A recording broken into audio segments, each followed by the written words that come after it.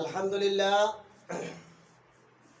কাছে কিংবা দূরে, দেশে কিংবা বিদেশে, যে যেখান থেকে আমাদের এই আলোচনা শুনছেন, সকলের প্রতি আমার আন্তরিক সালাম।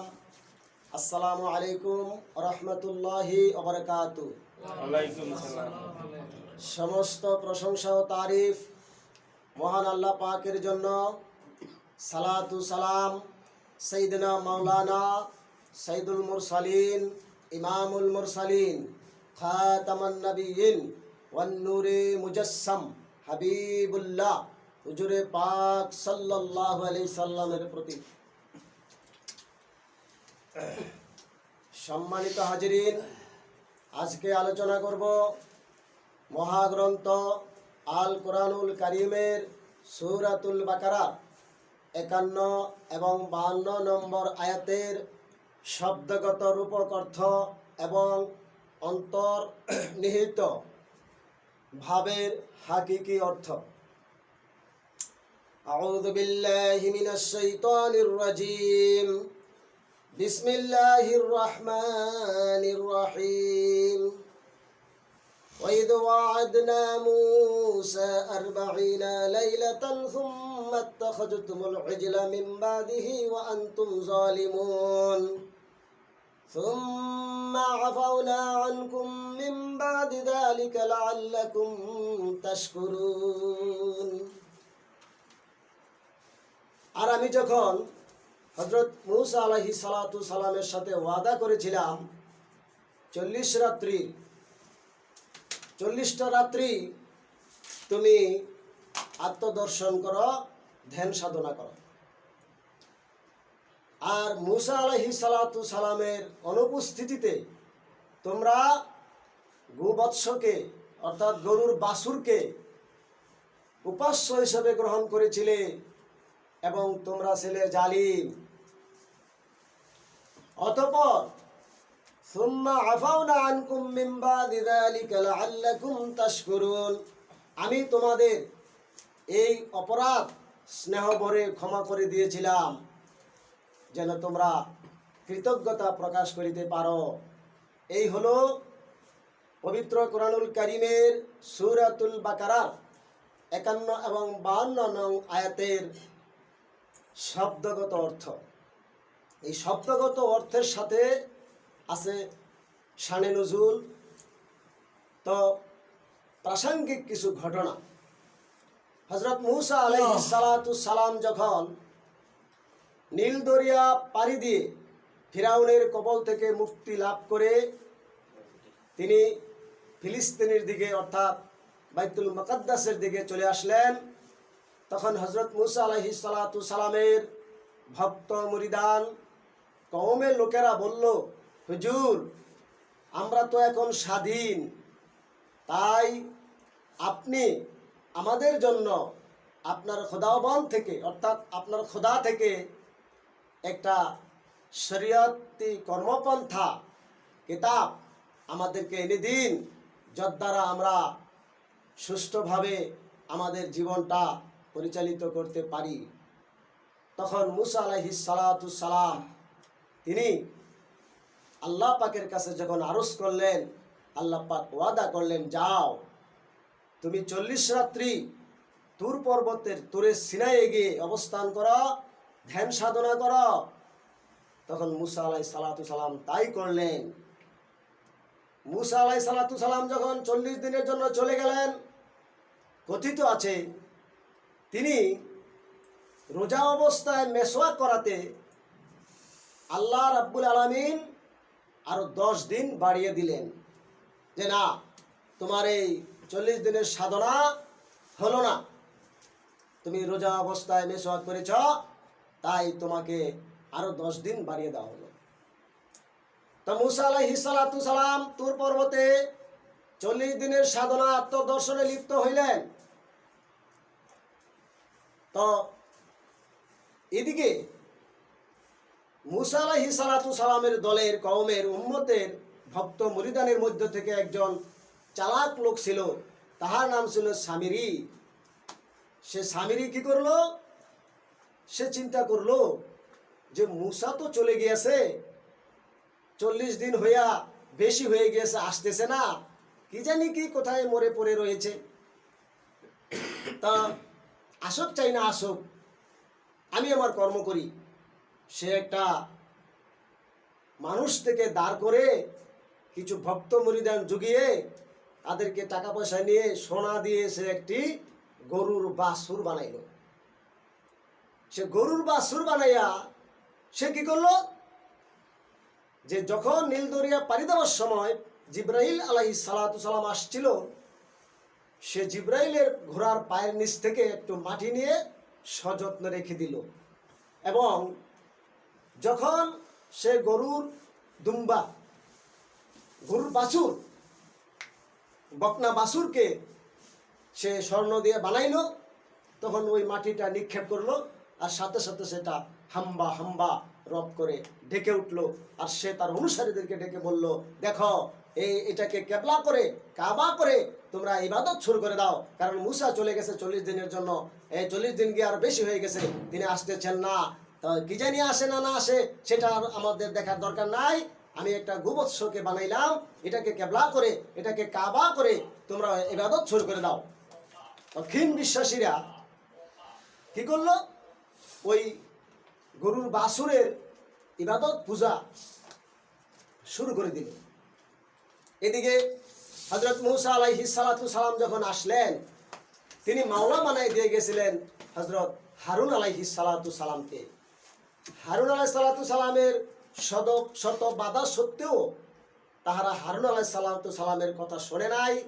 মুসা আলাইহিস সালাম এসে খুব ক্রোধান্বিত হইলেন, খুব রাগান্বিত হইলেন, এবং তিনি হারুন আলাইহিস সালামকে ভর্ৎসনা করলেন, বকাঝকা করলেন। এবং কোথাও কোথাও লেখা আছে, কথিত আছে যে তিনি হযরত হারুন আলাইহিস সালাতু সালামের দাড়ি ধরে টানাটানি করলেন। যাই হোক, হযরত মুসা আলাইহিস সালাতু সালাম তাদেরকে ভর্ৎসনা করলেন, ধমক দিলেন। তখন তারা ভুল বুঝতে পারলো, এবং ভুল বুঝতে পেরে কি করলো, হযরত মুসা আলাইহিস সালাতু সালাম সেই গরুর বকনা বাছুরটাকে জ্বালিয়ে ভস্ম করে নদীতে নিক্ষেপ করে দিলেন। তা নদীতে নিক্ষেপ করে দিলেন, বাস। এখন কিছু কথা বলা যায়। আমাদের ইসলাম ধর্মে ধ্যান সাধনা নাই।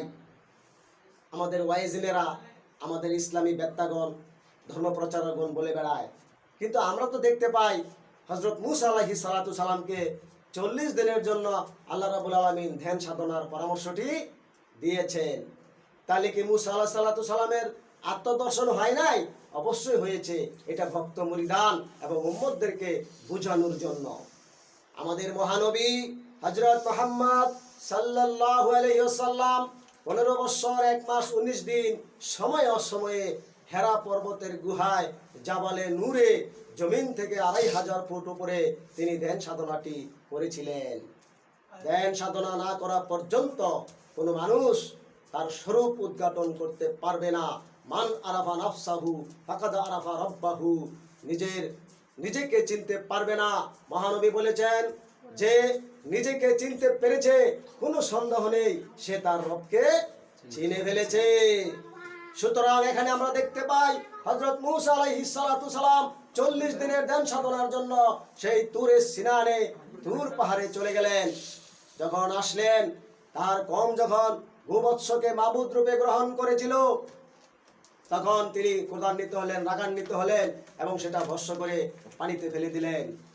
তো সামিরির এখানে একটা কথা আছে যে সামিরিকে তার ভক্ত মুরিদান জিজ্ঞাসা করলো, হুজুর আপনি কত কিছুই তো দুনিয়ার মধ্যে আছে, আপনি এগুলো না বানিয়ে আপনি এই গরুর এই বাছুর বানাইলেন কে? তখন সামিরি বলল, দেখো গরুর বাছুর হলো গিয়ে জানো চঞ্চল। গরুর বাছুর কি চঞ্চল, এই বাড়ি থেকে ও বাড়ি, ও বাড়ি থেকে ও বাড়ি, উপর থেকে নিচে, নিচে থেকে উপরে, শুধু লাফালাফি আর দৌড়াদৌড়ি করে। তো মানুষের মন এরকম চঞ্চল, এই বাড়ি থেকে ও বাড়ি, এখান থেকে এখানে, ওখান থেকে ওখানে মানুষের মন দৌড়াদৌড়ি করে। এই দৌড়াদৌড়ি মন দিয়ে ইবাদত হয় না। তাই আমি এই মনের প্রতিকৃতি এই বাছুরটা বানাইলাম। নারে তাকবীর, আল্লাহু আকবার। নারে রিসালাত, ইয়া রাসূলুল্লাহ। আল্লাহর দুশমনেরা হুঁশিয়ার সাবধান। হুঁশিয়ার সাবধান। আল্লাহর দুশমনেরা। তো যাই হোক, পরের আয়াতে আল্লাহ রাব্বুল আলামিন বলতেছেন যে তাহারা যে অপকর্ম করলো, গরুর বাছুরের পূজা করলো, এটা তো মহাশাস্তি। তো আল্লাহ স্নেহ করে ক্ষমা করলেন, কিন্তু এখানে প্রণিধানযোগ্য একটি কথা যে এই ঘটনার পরে বিভিন্ন তফসির, অধিকাংশ তফসিরে লেখা আছে যে তারা কি করলো, কোপাকুপি করলো। কেমন কোপাকুপি? যে মুসা আলাইহিস সালাতু সালাম 70 জন গ্রামের প্রধানকে, ভক্ত মুরিদানকে নিয়ে আল্লাহ পাকের কাছে তুর পর্বতে গেলেন যে রাব্বুল আলামিন বারে এলাহি, আমার ভক্ত মুরিদানেরা যে কি অন্যায় করেছে, মহা অন্যায় করেছে, এখন তাদের মাপের উপায় কি? আল্লাহ বলে দিলেন, যাও, যাহারা গরুর পূজা করেছে আর যাহারা করে নাই তাহারা উভয়ে একটা ময়দানে উপস্থিত হও। যাহারা করে নাই তাহারা ছুরি নাও, লাঠি নাও, তারপরে বল্লম নাও, বটি নাও, তারপরে তরবারি নাও, নিয়ে কি করো, যাহারা এই পূজা করেছে তাহাদেরকে কোপাও। এই কোপাকুপি কিছু শুরু হয়ে গেল, কোপাকুপি তফসিরে লেখা আছে। তারপরে যারা চলে গেল মাঠের মধ্যে, যারা পূজা করছে তাহাদেরকে, যারা পূজা করে নাই তারা কোপাইতে লাগলো। কোপাইতে কোপাইতে এই সকাল থেকে সন্ধ্যা পর্যন্ত কোপাকুপি চললো। 70,000 লোক মারা গেল। দেখবেন মজার বিষয়, সব 70,000। হ্যাঁ, এখানে কোপাকুপি করে মরছে 70,000, ওখানে আবার 70 জন লইয়া তিনি আল্লাহর কাছে ফরিয়াদ করলেন। তো যাক, 70-এর একটা মাহাত্ম্য আছে, না থাকলে আর 70 আসে না বারবার। তো কোপাকুপি দেখে হযরত মুসা আলাইহিস সালাম বললেন, হায় হায় আল্লাহ, বারে এলাহি, এই কোপাকুপি করে আমার উম্মত সব মরে যাচ্ছে, আমি দিন প্রচার করব কার কাছে? আল্লাহ ক্ষমা পরবশ হইলেন, ক্ষমা করে দিলেন, কোপাকুপি বন্ধ হইল। দেখেন, এই কোপাকুপিটা একটা মিথ্যা কথা। পরের আয়াতে আল্লাহ বলেন, সুম্মা আফাউনা আনকুম মিন বাদি যালিকা লাআল্লাকুম তাশকুরুন। গোবৎসকে মাবুদ রূপে গ্রহণ করেছো, পূজা করেছো, আমি তোমাদের স্নেহ করে ক্ষমা করলাম, যেন তোমরা কৃতজ্ঞতা প্রকাশ করতে পারো। আর এখানে এই মাঝখানে এই কোপাকুপির মিথ্যা কাহিনীটা লাগিয়ে দেওয়া হলো। এই উমাইয়া আব্বাসের রাজবংশ এবং মহানবীর দুশমনেরা যারা পরবর্তীতে রাষ্ট্র চালাইছে, তারা চিন্তা করলো যে যদি কেউ আমাদের এই প্ল্যাটফর্মের ভিতর থেকে চলে যায়, তাহলে যেন তাদেরকে কোপানোর জন্য আমরা একটা মাসালা তৈরি করতে পারি, তাই এই ফতুয়া তৈরি করতে পারি, তাই এই কোরআনুল কারীমের এই তফসিরের মধ্যে এই কোপাকুপি লাগাই দিল। কথাটা বুঝছেন আপনারা? মানে তারা যে রাষ্ট্র ব্যবস্থা কায়েম করেছে, তারা যে দল পাকাইছে, দলগত মুসলমান দাবি করে, লেবাসি মুসলমান, দলগত মুসলমান রাষ্ট্র ব্যবস্থা কায়েম করে ইসলামী খেলাফতের নামে নবীর বংশ শেষ করলো। এখন এর বাইরে যদি কেউ চলে যায়, তাহলে আমরা যেন তাদেরকে কোপাইতে পারি, এই ফতুয়া তৈরি করার জন্য এই কাহিনীর মাঝখানে এই কোপাকুপির কাহিনীটা লাগিয়ে দেওয়া হলো সুকৌশলে। আই ক্যান চ্যালেঞ্জ, পৃথিবীবাসীকে আমি বলবো, কোরআনের কোথাও এর কোপাকুপির কোনো কথা নাই। এখানে প্রথম আয়াতে বলছে, ওয়াইজ ওয়াদনা মুসা 40 লাইলাতান সুম্মা তাখাযতুমুল ইজলা মিন বাদিহি ওয়া আনতুম যালিমুন। আর আমি তোমাদেরকে মুসা আলাইহিস সালাতু সালামের সাথে ওয়াদা করেছিলাম 40 রাত্রির আত্মদর্শনের, এবং মুসার অনুপস্থিতিতে তোমরা গোবৎসকে মাবুদ রূপে গ্রহণ করেছ, আর এটা অপরাধ করেছ, জুলুম করেছ। পরবর্তী আয়াতে বলে, সুম্মা আফাউনা আনকুম মিন বাদি যালিকা লাআল্লাকুম তাশকুরুন। অতঃপর আমি তোমাদের এই অপরাধকে স্নেহ করে ক্ষমা করে দিয়েছি, যেন তোমরা শুকরিয়া আদায় করতে পারো। অথচ ইয়ার মাঝখানে কোপাকুপির কাহিনী কি করছে? অটোমেটিক লাগিয়ে দেওয়া হলো। আর এটাই মনে করেন চলে গেছে। বুঝছেন? বুঝছেন তো? কোপাকুপি চলে গেল। তাহলে প্রাচীন বিবরণগুলি থেকে জানা যায়, প্রাচীন বিবরণগুলি টেনে এনে হুবাহু কোরআনের আত্মদর্শনমূলক কথাকে বাদ দিয়ে, শব্দগত অর্থ দিয়ে, রূপক অর্থ দিয়ে তফসির করে কোরআন যে একটা আত্মদর্শনমূলক কিতাব, সেটাকে বাতিল করে দিয়ে জনগণের মন থেকে এটাকে কিচ্ছা কাহিনী কিতাব বানানোর জন্য এরকম ষড়যন্ত্র করা হয়েছে। সেই উমাইয়া আব্বাসের রাজবংশ থেকে এখনো চলে আসছে। নবী বংশের পুত পবিত্র মাসুম ইমামদের তফসিরকে পরিত্যাগ করা হয়েছে। দেখুন কিভাবে তারা নবী বংশের ইমামদেরকে হত্যা করেছে। আজকে খেয়াল করেন, হযরত মাওলা আলী পাক আলাইহিস সালাতু ওয়াস সালাম, আপনারা কি পৃথিবীতে মাওলা আলী পাকের কোনো তফসির পাবেন? পাবেন না। মাওলা আলী পাককে এই কুফার জামে মসজিদে আব্দুর রহমান মুলজিম নামক জৈনিক খারিজি কাতক আল্লাহু আকবর কয়ে কোপাইছে, নাউজুবিল্লাহ। দেখেন মাওলা আলীকে কোপাইছে কি কইয়া? আল্লাহু আকবার। এই আল্লাহু আকবর কয়ে কোপাকুপি এই উমাইয়া রাজবংশ চালু করছে প্রথম। এখনো দেখবেন মানুষ যখন কোপায় তখন কি বলে? আল্লাহু আকবার, নাউজুবিল্লাহ। আল্লাহ পাকের এই সুন্দর নাম সিফাতে জালালের নামটাকে তাহারা মানুষ মারার হাতিয়ার হিসেবে কি করে ব্যবহার করে। তারপরে কি হলো? ইমাম হাসান আলাইহিস সালাতু সালামকে হত্যা করেছে বিষ খাইয়ে এই সুচতুর মুয়াবিয়া। মাওলা আলী পাককে হত্যা করেছে এই সুচতুর মুয়াবিয়া। তারপরে কারবালার ময়দানে নৃশংসভাবে নির্মমভাবে ইমাম বংশের তৃতীয় ইমাম ইমাম হুসাইন আলাইহিস সালাতু সালামকে সপরিবারে হত্যা করেছে এই মুয়াবিয়ার ছেলে ইয়াজিদ লাআনাতুল্লাহ আলাইহি। কয়জন ইমাম গেল? তিনজন। তারপরে মাওলায়াতের বেলায়াতের গুরু হয়ে ইসলাম ধর্মের মধ্যে আত্মদর্শনমূলক ধর্ম প্রচার করার জন্য নেমে যান কে? মাওলা ইমাম হুসাইন আলাইহিস সালাতু সালামের ছেলে ইমাম জয়নুল আবেদিন। এই ইমাম জয়নুল আবেদিনকে বিষ খাইয়ে হত্যা করেছে এই উমাইয়া বংশের খলিফা ওয়ালিদ আব্দুল মালিকের পুত্র। দেখুন মানুষ বলে উমাইয়া আব্বাসীয় যুগ ইসলামের সোনালী যুগ, অথচ তাহারা নবী বংশের পুত পবিত্র ইমামগণকে তাহারা কিভাবে হত্যা করেছে।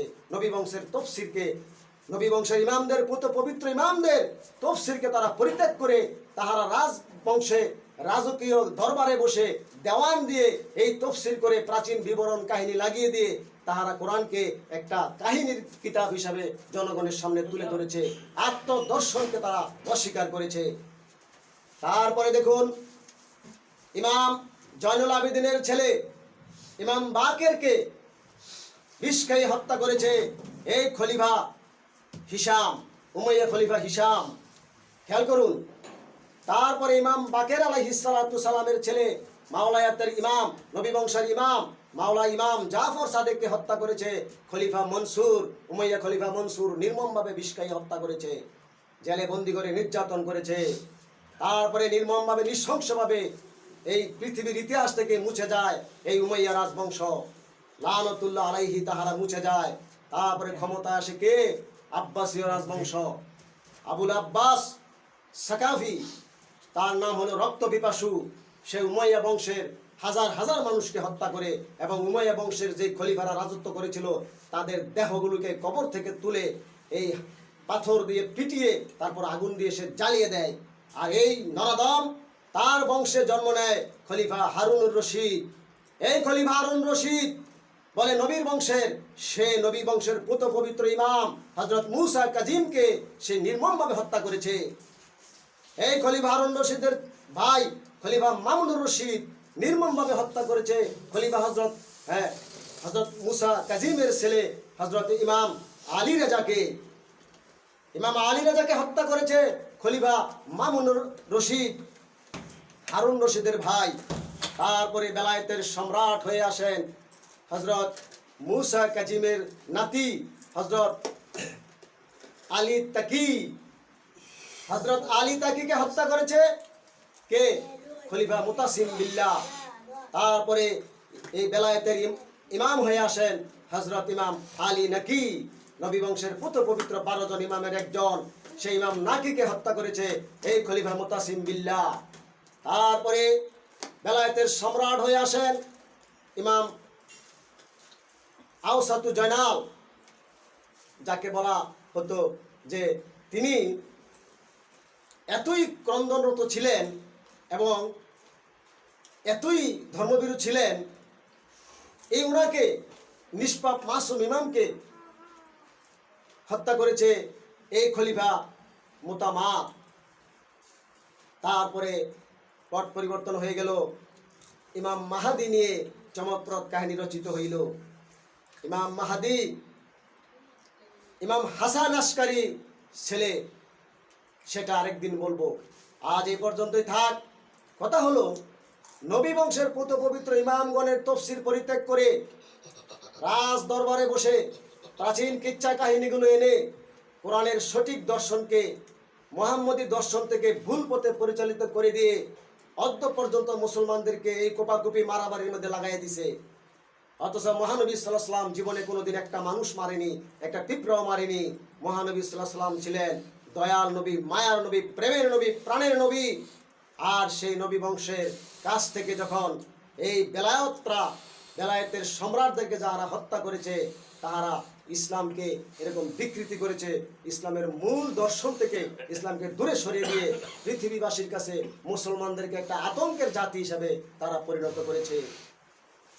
মুসলমান ধর্মের মধ্যে কোনো কোপাকুপি মারামারি কিচ্ছু নাই, শুধু প্রেম আর প্রেম। আজ সে প্রেম কোথায় হারিয়ে গেল? কোথায় হারিয়ে গেল? আমরা ওলি আল্লাহর পথে থাকবো, আমরা পৃথিবীর সব জাতিকে ভালোবাসি, পৃথিবীর সব প্রাণীকে ভালোবাসি। আমাদের প্রেম দিয়ে, আমাদের ভালোবাসা দিয়ে আমরা পৃথিবীর সমস্ত জাতির মন জয় করব এবং আমাদের নবী হযরত মুহাম্মদ সাল্লাল্লাহু আলাইহি ওয়াসাল্লামের আনিত বিধান আমরা পৃথিবীবাসীর কাছে তুলে ধরব। আমাদের নবীর উপরে যে কোরআন নাজিল হয়েছে, মহাগ্রন্থ আল কোরআনুল কারীম, সেই মহাগ্রন্থ আল কোরআনুল কারীমের যে আত্মদর্শনমূলক যেই ব্যবস্থাপনা আমরা পৃথিবীবাসীর কাছে পেশ করব। সুবহানাল্লাহি ওয়া বিহামদিহি, সুবহানাল্লাহিল আযীম ওয়া বিহামদিহি, আস্তাগফিরুল্লাহ। আরে তাকবীর, আল্লাহু আকবার। আরে রিসালাত, ইয়া রাসূলুল্লাহ। আল্লাহর দুশমনরা, হুঁশিয়ার সাবধান। হুঁশিয়ার সাবধান। Embe cura, embe cura.